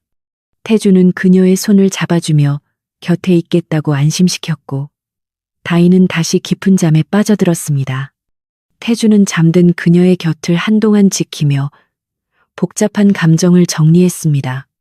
그는 자신이 다인을 단순히 비즈니스 파트너로만 생각하는 것이 아님을 인정해야 했고, 이는 앞으로의 싸움에서 큰 약점이 될 수도 있음을 알고 있었습니다. 하지만 그는 이 감정을 부정하지 않기로 결심했고 다인을 위해서라도 반드시 유라와의 전쟁에서 승리하겠다고 다짐했습니다. 방을 나서는 태주의 뒷모습은 그 어느 때보다 결연해 보였고 밤은 깊어만 갔습니다. 다음 날 아침 성은그룹의 주가는 전날 밤 파티에서의 성공적인 방어와 다인의 활약에 힘입어 급등세로 출발했습니다. 언론들은 태주의 약혼녀에 대한 찬사를 쏟아냈고 투자자들의 신뢰도 회복되었습니다. 하지만 태주는 기뻐할 틈도 없이 보안팀으로부터 긴급 보고를 받았는데 그것은 회사 내부 기밀 데이터에 누군가 접근한 흔적이 발견되었다는 내용이었습니다. 태주는 이것이 유라가 심어놓은 스파이의 소행임을 직감하고 즉시 내부 감사를 지시했습니다. 같은 시각 다인은 낯선 번호로 걸려온 전화를 받았는데 수화기 너머로 들려온 목소리는 다인의 심장을 멈추게 만들 만큼 충격적인 것이었습니다. 그것은 바로 병원에 있는 동생의 담당 의사를 가장한 협박범의 목소리였고 그는 다인의 정체를 알고 있다며 당장 만나자고 요구했습니다. 다인은 공포에 질려 전화기를 떨어뜨렸고 평화로웠던 아침은 순식간에 공포의 도가니로 변했습니다. 다인은 태주에게 알리지 않고 홀로 협박범을 만나러 가기로 결심했습니다. 그녀는 이것이 태주에게 폐를 끼치지 않고 스스로 해결해야 할 문제라고 생각했지만 그것은 치명적인 오판이었습니다. 다인은 검은 모자를 눌러쓰고 뒷문으로 몰래 빠져나갔고 택시를 잡아타고 약속 장소인 폐공장으로 향했습니다. 그녀의 손은 덜덜 떨리고 있었지만 동생을 지켜야 한다는 일념 하나로 두려움을 억누르고 있었습니다. 한편 태주는 다인이 사라진 것을 뒤늦게 알아차리고 CCTV를 확인한 후 그녀가 위험에 처했음을 직감했습니다. 그는 경호팀을 소집하여 다인의 위치를 추적하기 시작했고 맹렬한 기세로 차를 몰아 폐공장으로 질주했습니다. 함정을 향해 걸어 들어가는 다인과 그녀를 구하기 위해 달려가는 태주, 그리고 그들을 지켜보는 유라의 비릿한 미소가 교차하며 이야기는 새로운 국면을 맞이하고 있었습니다. 서울 외곽에 버려진 공업 단지는 을씨년스러운 분위기를 자아내고 있었으며 깨진 창문 사이로 불어오는 바람 소리가 마치 귀신의 울음소리처럼 들려왔습니다. 이다희는 택시에서 내려 녹슨 철문 앞에 섰는데 심장이 터질 듯이 두근거렸지만 동생을 구해야 한다는 일념 하나로 두려움을 억눌렀습니다. 공장 내부는 곰팡이 냄새와 쇠비린내가 진동하고 있었고 바닥에는 깨진 유리 조각과 낡은 기계 부품들이 어지럽게 널려 있어 발을 디딜 때마다 불길한 소리가 났습니다. 다희는 핸드폰 불빛에 의지해 어둠 속을 걸어가며 협박범이 일러준 장소를 찾았는데 그곳에는 낡은 드럼통 하나가 덩그러니 놓여 있었습니다. 그녀가 주위를 두리번거리자 어둠 속에서 검은 마스크를 쓴 건장한 사내 서너 명이 나타나 그녀를 포위했습니다. 그들은 의사 가운 따위는 입지 않았으며 손에는 쇠파이프와 강목을 들고 있어 이것이 명백한 함정임을 알 수 있었습니다. 다인은 뒷걸음질 치려 했지만 뒤에서 나타난 또 다른 사내가 퇴로를 차단하며 비릿한 웃음을 흘렸습니다. 우두머리로 보이는 사내가 다인에게 다가와 스마트폰 화면을 들이밀었는데 그곳에는 병원 중환자실에 누워있는 동생의 모습이 실시간 영상으로 송출되고 있었습니다. 그는 다인의 본명과 가족 관계, 그리고 빚더미에 앉은 사정까지 모든 것을 꿰뚫고 있었으며 당장 기자회견을 열어 한태주와의 관계가 모두 거짓이고 사기극임을 자백하라고 협박했습니다. 만약 거절한다면 동생의 호흡기를 떼어버리겠다는 끔찍한 말과 함께 그는 낄낄거렸고 다인은 분노와 공포로 인해 온몸이 사시나무 떨듯 떨렸습니다. 하지만 다인은 극한의 공포 속에서도 무대 위에서 겪었던 수많은 돌발 상황들을 떠올리며 정신을 차리려 애썼습니다. 그녀는 눈물을 흘리며 애원하는 대신 차갑게 식은 눈으로 사내들을 노려보며 당신들 뒤에 누가 있는지 다 알고 있으니 허튼 수작 부리지 말라고 소리쳤습니다. 그녀의 당당한 태도에 사내들은 잠시 주춤했지만 곧이어 폭력을 행사하기 위해 다인에게 달려들었습니다. 그 순간 공장 입구의 낡은 철문이 굉음과 함께 뜯겨나가며 검은색 세단 한 대가 맹렬한 기세로 돌진해 들어왔습니다. 차량은 사내들을 향해 거침없이 달려들었고 그들은 혼비백산하여 좌우로 흩어졌습니다. 급정거한 차에서 내린 사람은 다름 아닌 한태주였는데 그의 얼굴은 분노로 인해 붉게 상기되어 있었고 손에는 차 트렁크에서 꺼낸 골프채가 들려 있었습니다. 태주는 다인의 상태를 확인하기도 전에 가장 가까이 있던 사내를 향해 골프채를 휘둘렀고 둔탁한 타격음과 함께 사내가 바닥으로 나뒹굴었습니다. 태주는 평소의 냉철한 CEO가 아닌 야수와 같은 모습으로 변해 있었으며 감히 네 사람을 건드린 대가를 치르게 해주겠다고 포효했습니다. 수적으로 불리한 상황이었지만 태주의 기세에 눌린 깡패들은 함부로 덤비지 못하고 주춤거렸습니다. 하지만 곧 전열을 정비한 깡패들이 일제히 태주에게 달려들었고 치열한 난투극이 벌어졌습니다. 태주는 유단자다운 날렵한 몸놀림으로 공격을 피하고 반격했지만 상대는 무기를 들고 있었기에 쉽지 않은 싸움이었습니다. 한 놈이 태주의 뒤를 노리고 강목을 휘두르려 하자 구석에 있던 다인이 바닥에 떨어진 쇠사슬을 집어들어 놈의 발을 걸어 넘어뜨렸습니다. 다인은 비명을 지르며 숨는 대신 적극적으로 싸움에 가담하여 주변에 집기들을 던지며 태주를 도왔습니다. 태주는 다인의 도움으로 위기를 모면하고 나머지 놈들을 차례로 제압해 나갔습니다. 결국 피투성이가 된 깡패들은 태주와 다인의 기세에 밀려 하나둘씩 도망치기 시작했고 공장 안은 거친 숨소리와 신음소리만 남게 되었습니다. 태주는 골프채를 바닥에 던지고 다인에게 달려와 그녀의 어깨를 잡고 다친 곳은 없는지 살폈습니다. 태주는 다인의 뺨에 난 생채기를 보고 가슴이 미어지는 고통을 느꼈지만 동시에 무모하게 혼자 이곳에 온 그녀에게 화를 냈습니다. 그는 왜 자신을 믿지 못하고 이런 위험한 짓을 했냐며 소리쳤지만 그 목소리에는 원망보다는 안도감과 걱정이 더 크게 묻어났습니다. 다인은 긴장이 풀리자 다리에 힘이 풀려 주저앉으며 동생 때문에 어쩔 수 없었다고 흐느꼈습니다. 태주는 그런 다인을 말없이 끌어안아주며 늦게 와서 미안하다고 사과했고 자신의 품에서 떨고 있는 그녀를 안심시켰습니다. 그때 태주의 주머니에 있던 휴대폰이 요란하게 울렸고 발신자는 회사 보안팀장이었습니다. 전화를 받은 태주의 표정이 급격하게 굳어졌는데 이는 이 공장 소동이 태주를 회사에서 멀어지게 하기 위한 최유라의 성동격서 작전이었음이 밝혀졌기 때문입니다. 태주가 이곳에 발이 묶인 사이 회사 서버실에 침입자가 발생하여 성운그룹의 차세대 기술 데이터가 도난당했다는 보고였습니다. 태주는 다인을 차에 태우고 급히 안전가옥으로 돌아오는 길에 핸들을 꽉 쥐며 분을 삼켰습니다. 최유라는 단순히 다인을 괴롭히는 것을 넘어 회사의 존립 자체를 위협하는 치명적인 공격을 감행한 것이었습니다. 다인은 자신 때문에 회사가 큰 피해를 입었다는 사실에 자책하며 고개를 들지 못했습니다.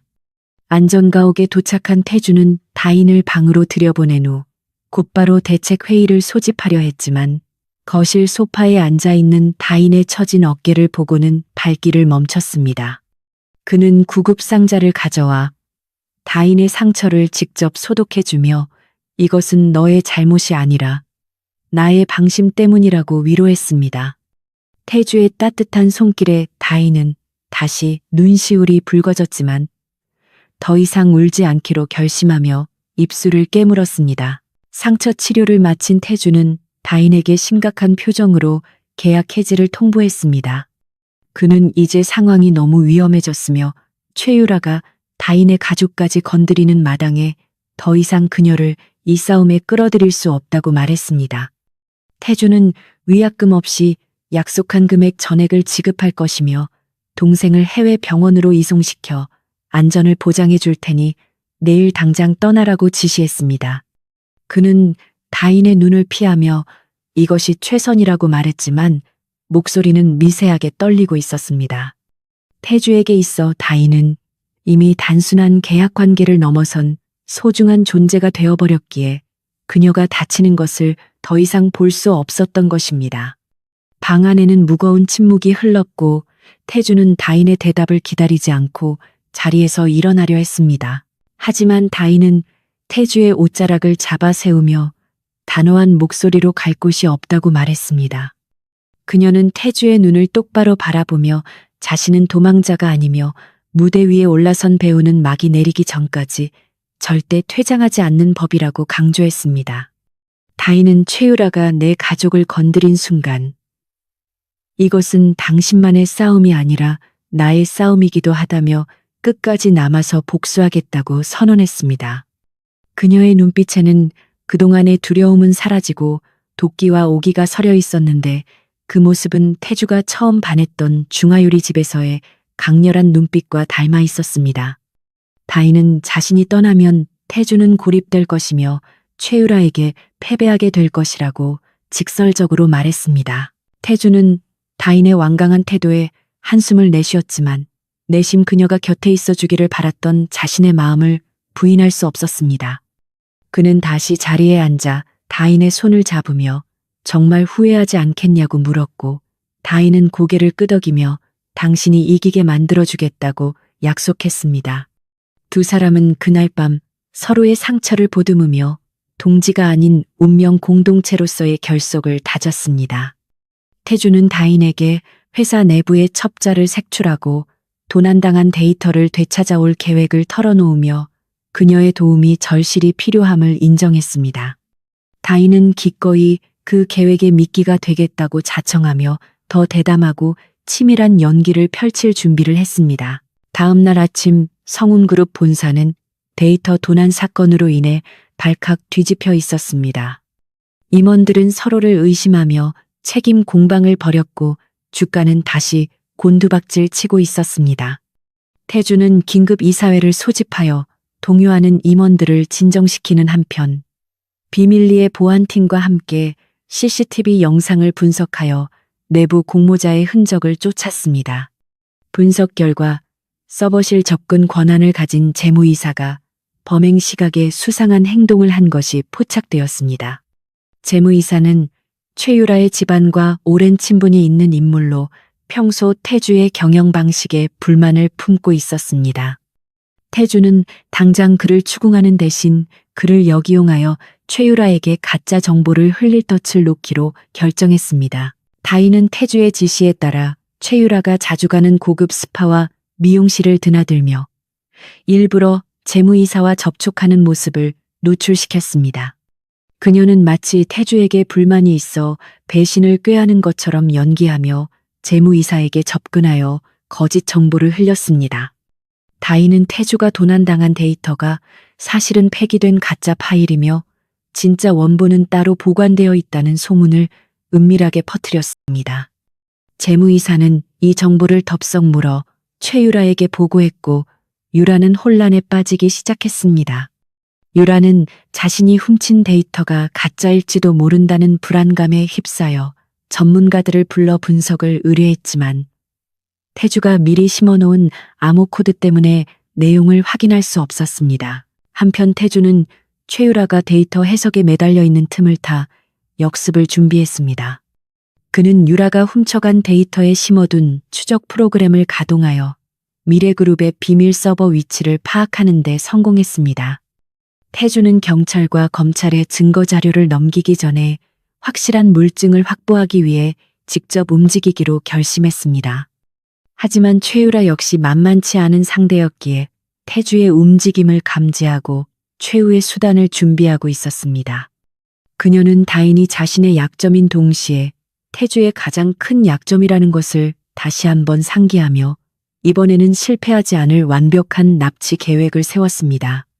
유라의 관계는 극에 달해 있었고 그녀는 태주와 다인을 한꺼번에 무너뜨리기 위해 자신의 모든 것을 걸었습니다. 며칠 후 태주와 다인은 재무이사가 주선한 가짜 비밀 회동에 참석하기 위해 외곽의 한 별장으로 향했습니다.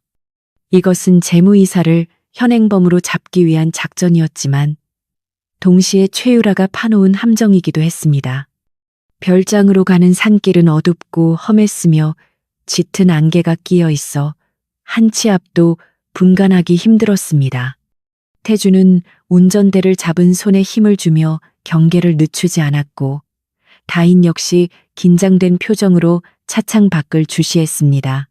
갑자기 전방에서 강한 헤드라이트 불빛이 비치며 트럭 한 대가 길을 막아섰고 뒤에서도 차량들이 나타나 포위망을 좁혀왔습니다. 태주는 함정에 빠졌음을 직감하고 차를 돌리려 했지만 이미 늦은 상황이었습니다. 차량 문이 열리고 무장한 괴한들이 들이닥쳐 태주와 다인을 끌어내렸습니다. 태주는 격렬하게 저항했지만 전기 충격기에 맞아 쓰러졌고 희미해지는 의식 속에서 다인이 끌려가는 모습을 보며 절규했습니다. 다인은 태주를 부르며 발버둥 쳤지만 괴한들에 의해 강제로 다른 차에 태워졌습니다. 최유라는 차 안에서 이 광경을 지켜보며 승리의 미소를 지었고 쓰러진 태주를 내려다보며 이제 게임은 끝났다고 속삭였습니다. 그녀는 태주를 길가에 버려둔 채 다인을 납치하여 사라졌고 어둠 속에 홀로 남겨진 태주는 정신을 잃어갔습니다.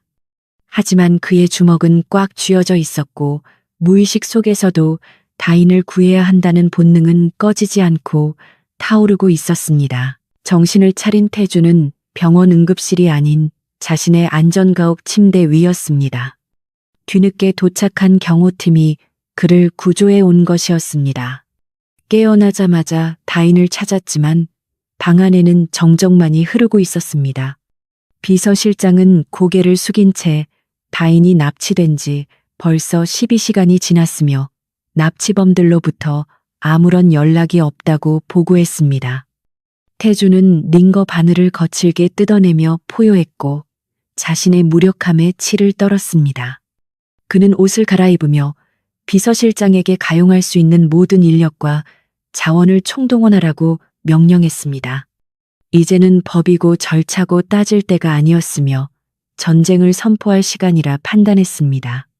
태주는 책상 서랍 깊숙한 곳에서 그동안 모아두었던 미래그룹의 불법 비자금 장부와 최유라의 약점들이 담긴 USB를 꺼냈습니다. 태주는 이 자료들을 언론에 터뜨리는 동시에 뒷세계의 정보통들을 이용하여 다인의 위치를 추적했습니다. 서울 시내의 모든 CCTV와 블랙박스를 뒤져 납치 차량의 경로를 파악했고 마침내 인천항의 한 컨테이너 야적장이 최종 목적지임을 알아냈습니다. 태주는 경찰에 신고하는 시간조차 아까워 사설 경호팀과 특수부대 출신의 지인들을 소집하여 타격대를 결성했습니다. 그는 방탄조끼를 입고 직접 선봉에 서서 다인을 구하러 갈 준비를 마쳤습니다. 그의 눈은 핏발이 서 있었지만 그 어느 때보다 차분하고 냉혹하게 가라앉아 있어 주변 사람들을 더욱 공포스럽게 만들었습니다.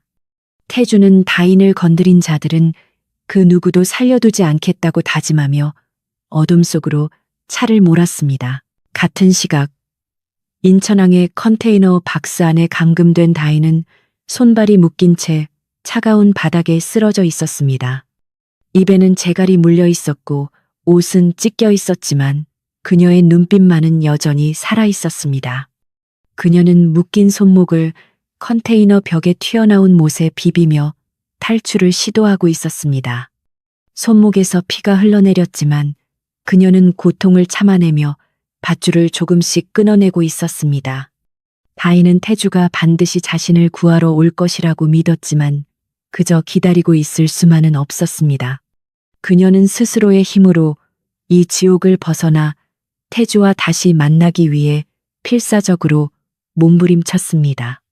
컨테이너 밖에서 들려오는 파도 소리와 갈매기 소리가 그녀의 외로운 사투를 더욱 처절하게 만들었지만 그녀는 포기하지 않았습니다. 인천항의 거친 바닷바람이 빗줄기와 섞여 컨테이너 야적장을 세차게 때리고 있었고 칠흑 같은 어둠 속에서 번쩍이는 번개는 마치 다가올 피바람을 예고하는 듯 섬광을 비추었습니다. 한태주가 이끄는 차량 행렬은 전조등을 모두 끈 채 유령처럼 야적장 깊숙한 곳으로 미끄러져 들어갔으며 그들의 움직임에는 숨막히는 긴장감과 살기가 감돌았습니다. 태주는 방탄조끼 위에 젖은 셔츠가 달라붙는 불쾌함을 느낄 새도 없이 차에서 내려 손짓으로 대원들에게 진입 신호를 보냈고 그의 눈빛은 이성이 아닌 야수의 본능으로 번들거리고 있었습니다. 그는 평생을 냉철한 이성으로 기업을 경영해온 CEO였지만 지금 이 순간만큼은 사랑하는 여자를 구하기 위해 지옥불이라도 뛰어들 준비가 된 한 마리의 늑대와 다를 바 없었습니다. 태주는 손에 쥔 쇠파이프의 차가운 감촉을 느끼며 다인이 갇혀있는 곳으로 추정되는 붉은색 컨테이너를 향해 조용히 그러나 신속하게 발걸음을 옮겼습니다. 컨테이너 내부의 공기는 습하고 묵직했으며 곰팡이 냄새와 섞인 비릿한 피 냄새가 이다인의 코를 찔러 머리를 어지럽게 만들고 있었습니다. 다인은 찢어진 손목에서 흘러내리는 피가 밧줄을 적시는 고통을 참아내며 마침내 결박을 끊어내는 데 성공했고 거친 숨을 몰아쉬며 바닥에 쓰러져 있던 녹슨 쇠막대를 손에 쥐었습니다. 그녀는 단순히 구조를 기다리는 연약한 피해자가 되기를 거부했으며 태주가 올 때까지 어떻게든 살아남아 그를 돕겠다는 강인한 의지로 두려움을 억눌렀습니다. 밖에서 들려오는 발자국 소리와 웅성거리는 남자들의 목소리가 점점 가까워지자 다인은 컨테이너 문 뒤쪽의 어두운 그림자 속으로 몸을 숨기고 숨소리를 죽였습니다. 그녀는 자신의 심장 박동 소리가 혹시라도 적들에게 들릴까봐 입술을 깨물었고 쇠막대를 쥔 손에 온 힘을 주며 다가올 최후의 순간을 대비했습니다. 잠시 후 육중한 쇠문이 굉음을 내며 열렸고 강렬한 손전등 불빛이 내부를 비추자 다인은 눈을 질끈 감았다가 뜨며 상황을 살폈습니다. 최유라는 경호원들의 호의를 받으며 우아한 척 걸어 들어왔는데 그녀의 얼굴에는 다인이 처참하게 망가져 있을 것이라는 기대감과 잔혹한 미소가 걸려 있었습니다. 유라는 바닥에 끊어진 밧줄만 덩그러니 놓여 있는 것을 보고 당황하여 소리를 질렀고 그 순간 어둠 속에 숨어있던 다인이 튀어나와 쇠막대를 휘둘렀습니다. 다인의 일격은 앞장서던 경호원의 팔을 가격했고 예상치 못한 기습에 놀란 경호원이 비명을 지르며 쓰러지자 내부는 순식간에 아수라장으로 변했습니다. 다인은 멈추지 않고 유라를 향해 돌진했지만 곧바로 다른 경호원들에 의해 제압당해 바닥으로 내동댕이 쳐졌습니다. 하지만 그녀의 눈빛만은 꺾이지 않았고 유라를 노려보며 짐승처럼 그르렁거렸습니다. 유라는 놀란 가슴을 쓸어내리며 표정이 일그러졌고 감히 반격을 시도한 다인의 뺨을 거칠게 올려붙였습니다. 유라는 다인의 머리채를 잡고 흔들며 네가 믿는 한태주는 오지 않을 것이며 설령 온다 해도 내 손에 죽게 될 것이라고 악담을 퍼부었습니다. 그녀는 다인에게 절망을 심어주기 위해 태주가 무릎 꿇고 비는 모습을 상상하며 낄낄거렸지만 다인은 피 섞인 침을 유라의 얼굴에 뱉으며 비웃음으로 응수했습니다. 다인은 태주가 너 같은 괴물에게 진리가 없다며 오히려 불쌍한 것은 사랑 한 번 받아보지 못하고 파멸해가는 너 자신이라고 독설을 날렸습니다. 격분한 유라가 다인을 향해 다시 손을 올리려는 순간 밖에서 총성 같은 파열음과 함께 비명소리가 들려왔고 컨테이너 벽이 울릴 정도의 충격이 전해졌습니다. 태주와 그의 팀이 본격적인 공격을 시작한 것이었는데 그들은 소음기를 장착한 무기로 외곽 경비들을 순식간에 제압하고 포위망을 좁혀오고 있었습니다. 태주는 눈앞을 가로막는 유라의 수하들을 망설임 없이 쓰러뜨리며 전진했고 그의 셔츠는 빗물과 튀어오르는 핏방울로 엉망이 되었지만 속도는 전혀 줄어들지 않았습니다. 그는 다인의 비명소리가 들리는 듯한 환청에 시달리며 초인적인 힘을 발휘했고 마침내 문제의 컨테이너 앞에 도달했습니다. 입구를 지키던 덩치 큰 사내들이 태주를 막아서자 태주는 그들을 향해 몸을 날렸고 진흙탕 위에서 처절한 육탄전이 벌어졌습니다. 태주는 뼈가 부러지는 고통을 무시하고 오로지 앞만 보고 주먹을 휘둘렀으며 그의 기세에 눌린 사내들은 하나둘씩 바닥에 쓰러져 신음했습니다. 유라는 밖에서 들려오는 소란이 심상치 않음을 느끼고 불안한 눈빛으로 입구를 주시했고 다인은 태주가 왔음을 직감하고 미소를 지었습니다. 유라는 다급하게 품에서 권총을 꺼내 다인의 머리에 겨누었고 경호원들에게 입구를 봉쇄하라고 고래고래 소리를 질렀습니다. 바로 그 순간 경호원들이 날아가듯 쓰러지며 태주가 컨테이너 안으로 뛰어들었고 그의 등 뒤로는 번개가 내리꽂히며 극적인 장면을 연출했습니다.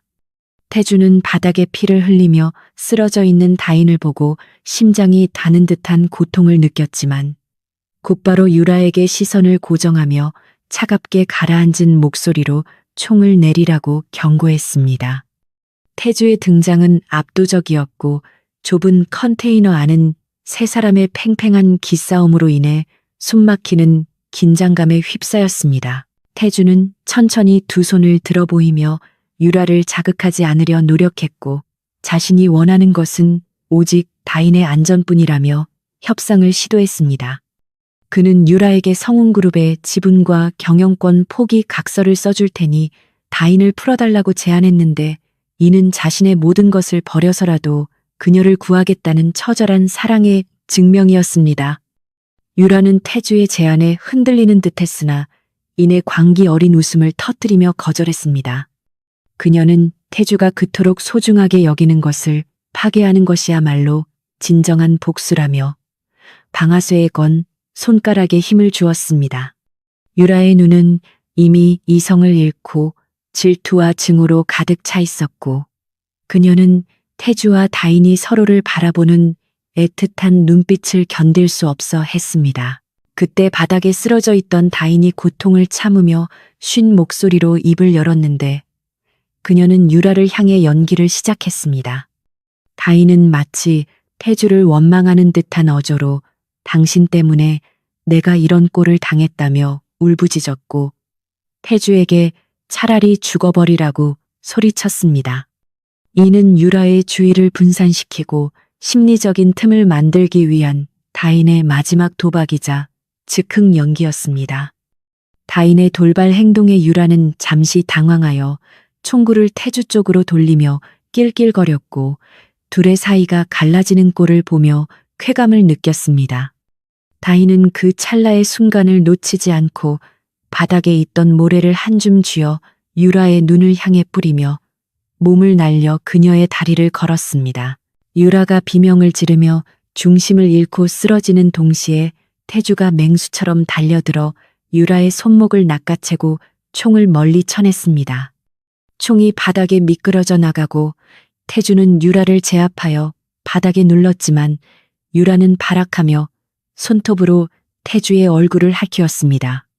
태주는 유라의 저항을 힘으로 누르며 이제 모든 것이 끝났다고 선언했지만 유라는 끝까지 패배를 인정하지 않고 악을 썼습니다.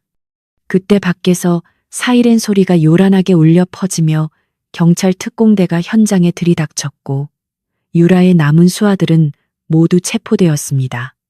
태주는 경찰에게 유라를 인계하고 곧바로 다인에게 달려가 그녀를 안아 일으켰습니다. 다인은 긴장이 풀리자 태주의 품에 안겨 정신을 잃을 듯 휘청거렸고 태주는 그녀의 얼굴에 묻은 피와 흙을 닦아주며 하염없이 미안하다고 속삭였습니다. 태주의 눈에서는 참았던 눈물이 빗물과 섞여 흘러내렸고 그는 다인이 살아있다는 사실에 신에게 감사했습니다. 다인은 희미하게 웃으며 당신이 올 줄 알았다며 태주의 가슴에 얼굴을 묻었고 두 사람은 아수라장이 된 현장 한복판에서 서로의 체온을 느끼며 생존의 기쁨을 나누었습니다. 경찰들에 의해 끌려가는 유라는 태주와 다인을 보며 저주를 퍼부었지만 그 목소리는 빗소리에 묻혀 더 이상 누구에게도 닿지 않았습니다. 그녀의 비틀린 사랑과 욕망은 결국 차가운 수갑과 철창 신세로 막을 내리게 되었습니다. 상황이 정리되고 구급차에 실려가는 다인의 손을 태주는 한순간도 놓지 않았습니다. 구급대원이 상처를 치료하는 동안에도 태주는 다인의 곁을 지키며 그녀의 고통을 함께 나누려 했습니다. 다인은 태주에게 걱정하지 말라며 안심시켰지만 태주는 그녀의 찢어진 손목과 멍든 몸을 보며 자신의 무능함을 자책했습니다. 그는 다인에게 다시는 이런 일이 없게 하겠다고 맹세하며 이제부터는 자신이 그녀의 방패가 되어 평생을 지켜주겠다고 다짐했습니다. 차창 밖으로 보이는 인천항의 풍경은 멀어져 갔고 빗줄기는 점차 가늘어지며 폭풍우가 지나갔음을 알렸습니다. 두 사람은 말없이 서로를 의지하며 병원으로 향했고 그들의 손은 단단히 깍지를 낀 채 풀리지 않았습니다. 다음 날 아침 뉴스는 성운그룹 한태주 CEO의 약혼녀 납치 사건과 미래그룹 최유라의 체포 소식으로 도배되었습니다. 태주가 사전에 언론에 배포한 미래그룹의 비리 자료와 납치 현장의 증거들은 최유라와 그녀의 가문을 몰락시키기에 충분했습니다. 여론은 태주와 다인에게 동정적이었고 최유라의 잔혹한 범죄 행각에 분노를 표출했습니다. 미래그룹의 주가는 휴지 조각이 되었고 경영진들은 줄줄이 소환 조사를 받게 되었습니다. 반면 성운그룹은 태주의 위기 대처 능력과 다인의 헌신적인 사랑 이야기가 더해져 기업 이미지가 급상승하는 전화위복을 맞이했습니다. 병실에 입원한 다인은 쏟아지는 응원 메시지와 꽃바구니에 둘러싸여 있었지만 그녀에게 가장 큰 위로는 곁을 지키는 태주의 존재였습니다. 태주는 회사 일을 비서실장에게 일임하고 병실에서 다인을 간호하는 데 전념했습니다. 그는 사과를 깎아주고 책을 읽어주며 평소의 냉철한 모습과는 전혀 다른 다정다감한 면모를 보여주었습니다. 다인은 그런 태주가 어색하면서도 행복했고 두 사람 사이에는 더 이상 계약서나 거짓말이 아닌 진심 어린 사랑이 싹트고 있음을 확인했습니다. 다인은 태주에게 이제 계약이 끝났으니 어떻게 할 거냐고 장난스럽게 물었고 태주는 계약은 끝났지만 우리의 관계는 이제부터 시작이라고 진지하게 대답했습니다. 태주는 다인의 손가락에 반지를 끼워주며 정식으로 프러포즈했고 다인은 눈물을 글썽이며 고개를 끄덕였습니다. 하지만 행복한 순간도 잠시 태주의 비서실장이 심각한 표정으로 병실을 찾아왔습니다. 그는 최유라가 구치소에서 변호사를 통해 마지막 발악을 준비하고 있다는 첩보를 입수했다고 보고했습니다. 최유라는 자신이 가진 모든 자금을 동원하여 최고의 변호인단을 꾸리고 정신병력을 조작하여 형량을 줄이려 하고 있었습니다. 또한 그녀는 태주와 다인의 계약 연애 사실을 폭로하여 두 사람을 도덕적으로 매장시키려는 계획을 세우고 있었습니다. 태주는 보고를 듣고 차가운 미소를 지으며 올 테면 와보라고 중얼거렸습니다. 그는 이미 최유라의 모든 수를 예측하고 있었고 그녀를 완벽하게 파멸시킬 마지막 카드를 준비해 두고 있었기 때문입니다. 태주는 다인에게 걱정하지 말라며 안심시키고 비서실장에게 은밀한 지시를 내렸습니다. 며칠 후 태주는 기자회견을 자청하여 대중 앞에 섰습니다. 그는 최유라가 주장하는 계약 연애설에 대해 솔직하게 인정하면서도 그 과정에서 서로에게 느꼈던 진심과 사랑을 담담하게 고백했습니다. 태주는 다인이 자신을 위해 목숨까지 걸었던 일들을 이야기하며 그녀야말로 자신의 진정한 반쪽임을 천명했습니다. 그의 진솔한 고백은 대중들의 마음을 움직였고 오히려 계산적인 최유라와 대비되어 두 사람의 사랑을 더욱 빛나게 만들었습니다. 또한 태주는 최유라가 정신병을 핑계로 법망을 빠져나가려 한다는 사실을 폭로하며 그녀가 범행 당시 얼마나 치밀하고 계획적이었는지를 증명하는 녹취록과 CCTV 영상을 공개했습니다. 이로 인해 최유라에 대한 여론은 최악으로 치달았고 변호인단조차 그녀를 포기하고 사임하는 사태가 벌어졌습니다. 모든 소란이 잠재워지고 다인의 퇴원날이 다가왔습니다. 병원 앞은 취재진들로 북적였지만 태주는 다인을 보호하며 당당하게 걸어 나왔습니다. 두 사람은 카메라 앞에서 서로를 마주보며 환하게 웃었고 그 모습은 그 어떤 영화의 한 장면보다 아름다웠습니다. 태주는 다인을 차에 태우고 그녀가 살던 옥탑방이 아닌 자신이 준비한 새로운 보금자리로 향했습니다. 차 안에서 다인은 창밖을 보며 지난 몇 주간의 일들이 마치 꿈만 같다고 말했습니다. 짜장면을 먹던 백수에서 재벌가의 안주인이 되기까지 그녀가 겪은 롤러코스터 같은 인생 역전은 그녀 자신조차 믿기 힘들었습니다. 하지만 그녀의 옆에는 든든한 태주가 있었고 잡은 손에 온기는 현실이었습니다. 태주가 데려간 곳은 서울이 한눈에 내려다 보이는 고급 펜트하우스였습니다. 현관을 들어서자마자 보이는 넓은 거실과 화려한 인테리어에 다인은 입을 다물지 못했습니다. 태주는 이곳이 우리의 신혼집이 될 것이라고 말하며 다인을 테라스로 이끌었습니다. 테라스에는 아름다운 꽃들이 장식되어 있었고 저 멀리 한강의 야경이 보석처럼 빛나고 있었습니다. 태주는 다인의 허리를 감싸 안으며 이제 다시는 연기를 할 필요가 없다고 말했습니다. 하지만 다인은 고개를 저으며 자신은 배우로서의 꿈을 포기하지 않을 것이라고 당당하게 말했습니다. 그녀는 누군가의 아내나 인형으로 사는 것이 아니라 자신의 이름으로 무대에 서고 싶다는 포부를 밝혔고 태주는 그런 그녀를 존중하며 전폭적인 지원을 약속했습니다. 밤바람이 부드럽게 두 사람을 감싸고 별들은 그들의 앞날을 축복하듯 반짝였습니다. 태주와 다인은 와인잔을 부딪히며 건배를 했고 서로의 눈을 깊이 바라보며 키스했습니다.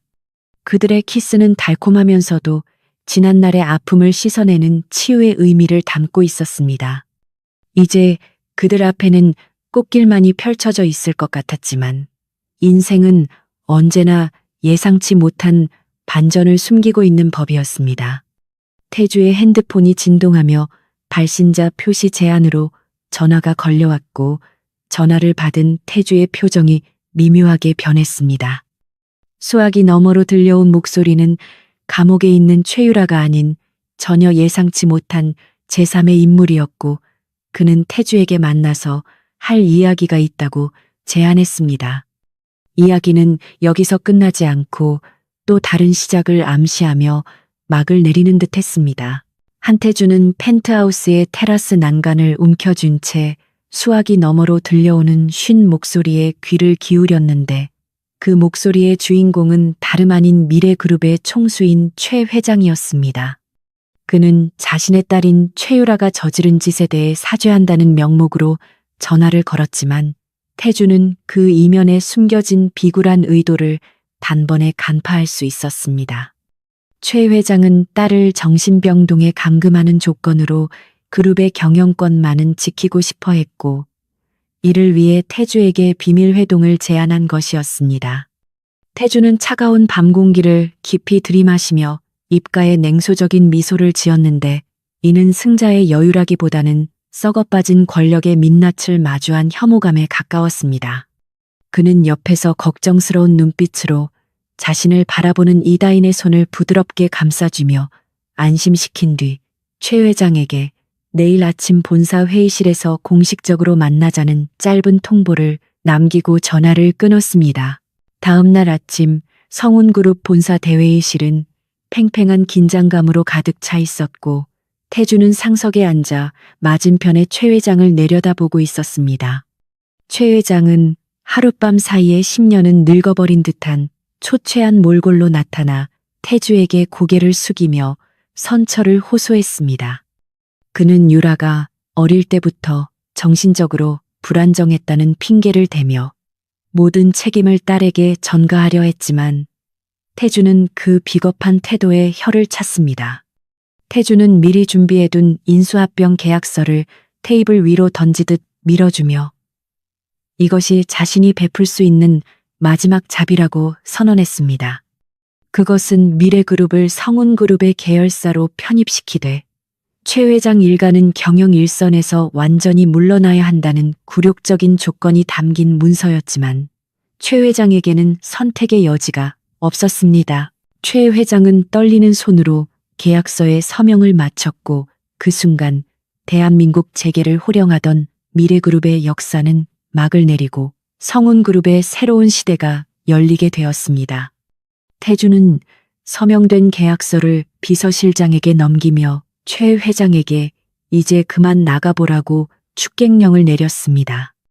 회의실을 나가는 최 회장의 뒷모습은 한없이 작아 보였고 태주는 그 모습을 보며 복수의 끝이 결코 달콤하지만은 않다는 것을 느꼈습니다. 하지만 그는 감상에 젖을 시간이 없었는데 이제 거대해진 그룹을 이끌어야 할 책임감이 어깨를 짓눌렀기 때문이었습니다. 태주는 창밖으로 보이는 서울 시내를 내려다보며 자신을 믿고 따라와준 임직원들과 무엇보다 자신의 곁을 지켜준 다인을 위해서라도 더 강하고 올바른 리더가 되겠다고 다짐했습니다. 한편 구치소 독방에 수감된 최유라는 헝클어진 머리와 우울한 눈으로 벽을 응시하며 현실을 부정하고 있었습니다. 그녀는 자신이 대한민국 최고의 재벌가 딸이라는 사실을 잊지 못하고 교도관들에게 소리를 지르며 아버지를 불러달라고 난동을 부렸지만 돌아오는 것은 차가운 침묵뿐이었습니다. 변호인단마저 모두 떠나고 가족에게서도 버림받은 그녀는 철저하게 고립되었고 그제야 자신이 저지른 짓의 무게를 실감하기 시작했습니다. 유라는 태주와 다인이 행복하게 웃고 있는 뉴스 화면이 나올 때마다 발작적인 증세를 보였지만 그 누구도 그녀의 절규에 귀를 기울이지 않았습니다. 그녀의 오만과 독선이 만들어낸 감옥은 콘크리트 벽보다 더 단단하고 차가웠으며 그녀는 그 안에서 영원히 갇혀 지내야 할 운명이었습니다. 모든 법적 절차가 마무리되고 계절이 바뀌어 따스한 봄바람이 불어올 무렵 이다희는 배우로서의 새로운 도전을 시작했습니다. 그녀는 태주의 도움을 받아 편하게 주연 자리를 꿰찰 수도 있었지만 스스로의 힘으로 인정받고 싶다는 고집을 꺾지 않았습니다. 다희는 이름을 숨기고 대학로의 작은 소극장 오디션부터 다시 시작했고 수없는 탈락의 고배를 마시면서도 포기하지 않았습니다. 태주는 그런 다인의 결정을 존중하며 뒤에서 묵묵히 응원해 주었고 밤마다 대본 연습을 도와주는 상대역이 되어주기도 했습니다. 마침내 다인은 실력을 인정받아 창작 연극의 주인공으로 캐스팅되었고 그 소식을 들은 날 두 사람은 얼싸안고 어린아이처럼 기뻐했습니다. 다인의 복귀작 첫 공연이 열리는 날 소극장은 관객들로 발 디딜 틈이 없었는데 그 중에는 태주가 몰래 예매한 좌석들도 포함되어 있었습니다. 태주는 꽃다발을 들고 모자와 마스크로 얼굴을 가린 채 객석 구석에 앉아 막이 오르기를 기다렸습니다. 조명이 켜지고 무대 위에 다인이 등장하자 태주의 가슴은 벅차오름을 느꼈습니다. 다인은 재벌가의 약혼녀가 아닌 온전한 배우 이다인으로서 무대를 장악했고 그녀의 연기는 그 그 어느 때보다 깊고 호소력이 짙었습니다. 관객들은 그녀의 손짓 하나하나에 숨을 죽이고 몰입했으며 태주 역시 그녀가 뿜어내는 에너지에 압도되어 눈을 떼지 못했습니다. 그것은 거짓과 연기로 시작되었던 그들의 관계가 진실된 예술로 승화되는 순간이기도 했습니다. 공연이 끝나고 커튼콜이 이어지자 객석에서는 기립 박수가 터져 나왔고 다인은 눈물을 글썽이며 관객들에게 고개 숙여 인사했습니다. 태주는 그 누구보다 열렬하게 박수를 보내며 그녀의 성공을 축하했고 무대 뒤 대기실로 향했습니다.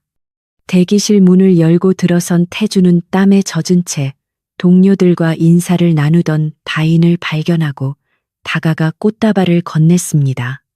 다인은 태주를 보자마자 달려와 품에 안겼고 태주는 그녀의 등을 토닥이며 오늘 정말 최고였다고 귓가에 속삭였습니다. 동료 배우들은 두 사람의 모습을 보며 환호성을 질렀고 다인은 수줍은 듯 얼굴을 붉혔지만 태주의 손을 놓지 않았습니다. 두 사람은 화려한 조명보다 서로의 눈동자 속에 비친 모습이 더 빛난다는 것을 알고 있었습니다. 며칠 후 태주와 다인은 세간의 이목을 피해 조용한 성당에서 둘만의 결혼식을 올렸습니다. 화려한 호텔 예식 대신 소박하고 경건한 분위기 속에서 치러진 결혼식에는 최측근들과 가족들만이 참석하여 두 사람의 앞날을 축복했습니다. 다인은 심플한 순백의 드레스를 입고 태주의 손을 잡은 채 제단 앞으로 걸어갔고 태주는 그 어떤 비즈니스 계약보다 더 엄숙하고 진지한 태도로 평생의 서약을 낭독했습니다. 두 사람이 반지를 교환하고 입맞춤을 나누는 순간 스테인드 글라스를 통해 들어온 햇살이 그들을 비추며 신의 축복을 내리는 듯 했습니다. 태주는 다인의 손을 잡고 하객들을 향해 인사하며 이제는 가짜가 아닌 진짜 부부로서 세상 앞에 당당히 설 것임을 선언했습니다. 신혼여행을 다녀온 후 태주와 다인의 일상은 다시 바쁘게 돌아갔지만 그들 사이의 공기는 예전과는 확연히 달라져 있었습니다. 태주는 퇴근 후 집에 돌아오면 CEO의 가면을 벗고 다정한 남편이 되어 다인과 함께 저녁을 준비했고 다인 역시 공연이 없는 날에는 태주의 내조를 하며 평범한 행복을 누렸습니다. 그들은 서로의 영역을 존중하면서도 가장 든든한 버팀목이 되어주었고 가끔씩 티격태격하며 싸우기도 했지만 그마저도 사랑의 과정임을 알기에 금세 화해하곤 했습니다. 어느 날 밤 야근을 마치고 돌아오던 태주는 문득 처음 다인을 만났던 그날이 떠올라 운전기사에게 차를 돌리라고 지시했습니다. 태주의 차가 도착한 곳은 바로 그 허름한 중화요리 전문점 만리장성이었습니다. 다인은 잠옷 차림에 코트만 걸치고 나온 채 태주의 전화를 받고 어리둥절한 표정으로 가게 앞에 도착했습니다. 태주는 씩 웃으며 다인의 손을 잡고 가게 안으로 들어갔고 주인장은 두 사람을 알아보지 못한 채 무심하게 주문을 받았습니다. 태주는 익숙하게 짜장면 2그릇과 탕수육을 주문했고 다인은 태주의 엉뚱한 행동에 웃음을 터뜨렸습니다. 잠시 후 윤기가 흐르는 짜장면이 나오자 다인은 예전처럼 젓가락을 양손에 쥐고 야무지게 비비기 시작했고 태주는 그 모습을 사랑스럽다는 듯 바라보았습니다. 다인은 짜장면을 한 입 가득 넣고 오물거리며 그때 왜 나한테 그런 제안을 했냐고 물었습니다. 태주는 젓가락으로 단무지를 집어주며 그때 네가 짜장면을 먹는 모습이 너무나 전투적이고 생명력이 넘쳐 보여서 나도 모르게 끌렸다고 고백했습니다. 다인은 입가에 춘장을 묻힌 채 짐승처럼 먹는 게 뭐가 예쁘냐며 투덜거렸지만 눈가에는 웃음이 가득했습니다.